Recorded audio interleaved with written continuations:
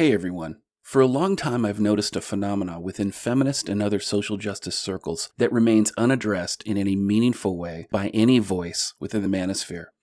While there's been many voices over the years that have called out feminist totalitarians and their social justice Gestapo witch hunts for scapegoating, misandry, male shaming, censorship, demonetization, career destruction, and other forms of discrimination, few delve into this issue any further than to describe the actions and conduct that may constitute these behaviors. With that in mind, I've never heard of anyone discussing this in terms of the misogyny of the gaps, which is a new phrase and theory that I'm putting out to the manosphere for feedback. I also think that discussion on this subject is long overdue.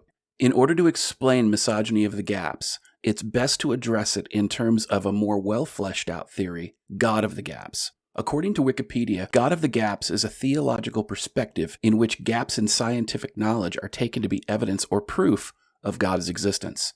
The term gaps was initially used by Christian theologians not to discredit theism, but rather to point out the fallacy of relying on teleological arguments for God's existence. During World War II, a German theologian expressed the concept in letters he wrote while in a Nazi prison. He stated, "How wrong is it to use God as a stopgap for the incompleteness of our knowledge? If in fact the frontiers of knowledge are being pushed further and further back, and that is bound to be the case, then God is being pushed back with them, and therefore is continually in retreat. We are to find God in what we know, not in what we don't know." In 1955, Charles Alfred Colson wrote, "There is no quote-unquote God of the gaps to take over those strategic places where science fails." And the reason is that gaps of this sort have the unpreventable habit of shrinking. And either God is in the whole of nature with no gaps, or he's not there at all. To that end, if you've seen my video, Duluth, Feminist Brainwashing and the Ideological Subversion of Society, which was originally published in 2017 in December, then you'll know that patriarchy theory is based on the often promoted feminist power and control wheel, created in part by Ellen Pence, one of the 3 feminist founders of the Duluth model, which is responsible for today's civil domestic violence protection orders that criminalize men while depriving them of their civil rights by virtue of litigating domestic violence crimes in civil court. It's also the precursor for the current red flag laws you're seeing sweeping the country. Now, if you watch that video, you will know that this is misandry by design.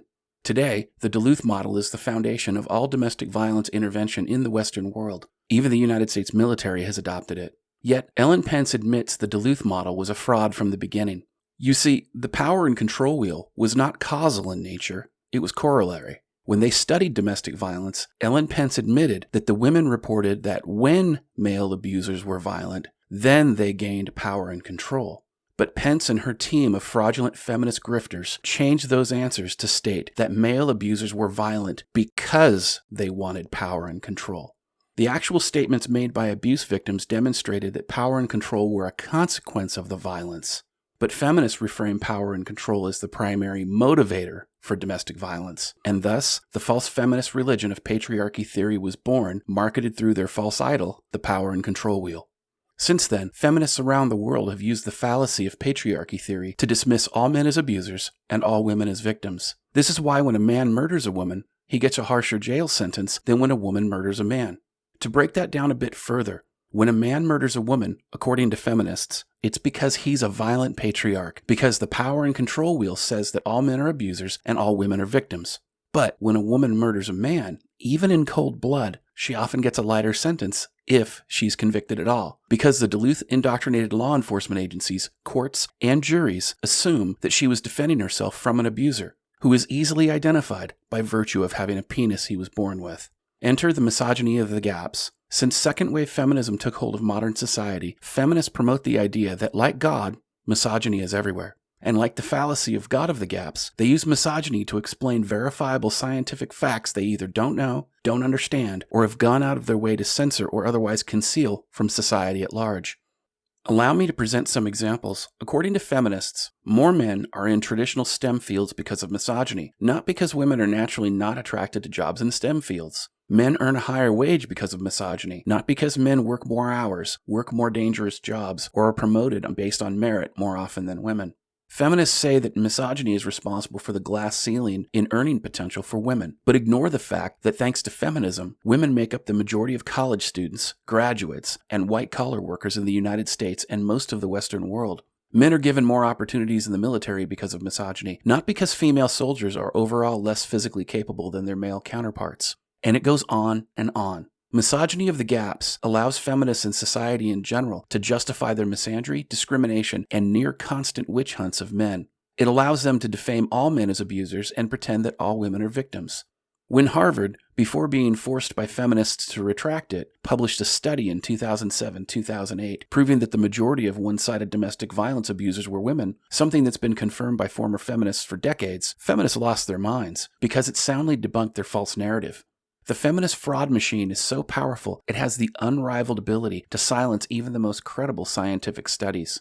It can remove popular elected officials from office, and its promotion of false allegations of sexual assault is responsible for the jailing of Julian Assange, because as a journalist, he spoke truth to power.